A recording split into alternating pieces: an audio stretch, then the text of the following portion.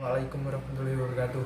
Perkenalkan, nama saya Ahmed Catur Saini, kelas 11 IPA 3 absen 1. Di sini saya akan menjelaskan tentang makalah yang sudah saya buat, yaitu makalah sejarah Hindu tentang perlawanan di Maluku, perlawanan Padri dan perlawanan Pangeran Diponegoro.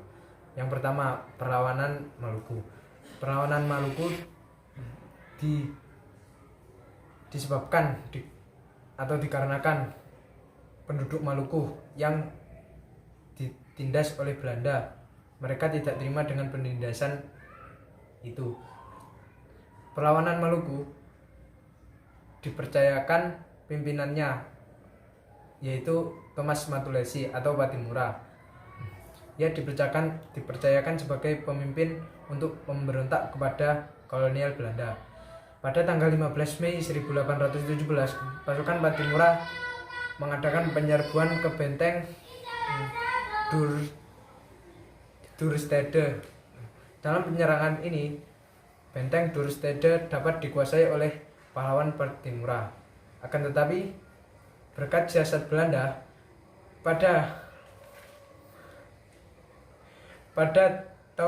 tanggal 11 November 1817, Belanda dapat membujuk Raja Bowie. Pada tanggal 11 November 1817, Patimura berhasil ditangkap di perbatasan hutan Bowie dan Haria. Ia pun dijatuhi hukuman gantung pada tanggal 16 Desember 1817. Yang kedua, Perang Padri. Perang Padri dilatar belakangi oleh pertentangan antara kaum adat dan kaum Padri tentang masalah praktik keagamaan. Pertentangan itu dimanfaatkan oleh kolonial Belanda sebagai pintu masuk untuk campur tangan dalam urusan Minangkabau. Adapun tahap-tahap pertempuran Padri. Pertempuran tahap pertama yaitu tahun 1821 sampai 1825. Pada tahap ini peperangan terjadi antara kaum Padri dan kaum adat yang dibantu oleh kolonial Hindia Belanda. Kaum Padri menggunakan siasat gerilya. Kedudukan kolonial Hindia Belanda makin sulit, dan kemudian membujuk kaum Padri untuk berdamai.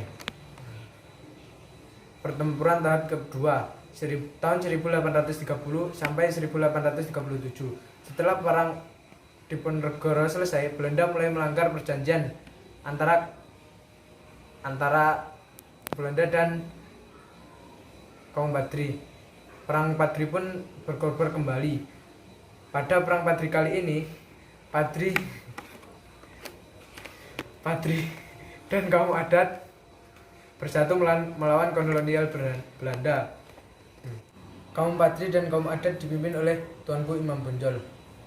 Lalu pada tanggal 25 Oktober 1837, Tuanku Imam Bonjol tertangkap dan diasingkan ke Minahasa sampai wafatnya.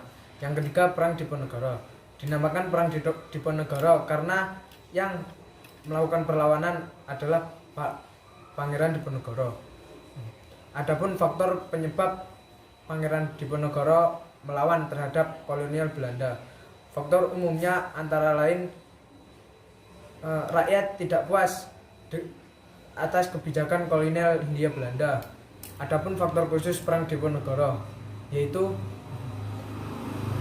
kolonial Hindia Belanda dengan sengaja dan tidak memberitahukan terlebih dahulu, kolonial Hindia Belanda menancapkan tonggak-tonggak pembuatan jalan rel kereta api di makam leluhur Pangeran Diponegoro.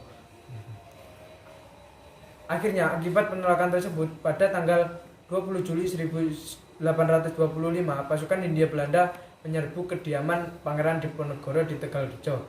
Namun Pangeran Diponegoro dan para pengikutnya berhasil menghindar terlebih dahulu. Gubernur Jenderal Belanda menugaskan Legend de Kock yang menerapkan benteng Stelsel untuk memadamkan perlawanan.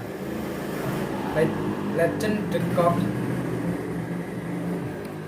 de Kock juga menawarkan perundingan dengan jaminan keamanan dan kebebasan Pangeran Diponegoro.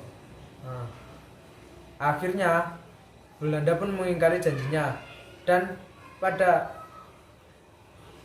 tanggal 28 Maret 1830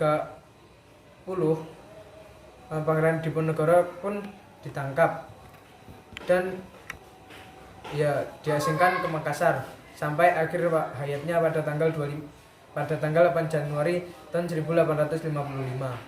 Dengan ditangkapnya Pangeran Diponegoro, periode Perang Diponegoro atau Perang Jawa pun berakhir. Sekian dari saya. Wassalamualaikum warahmatullahi wabarakatuh.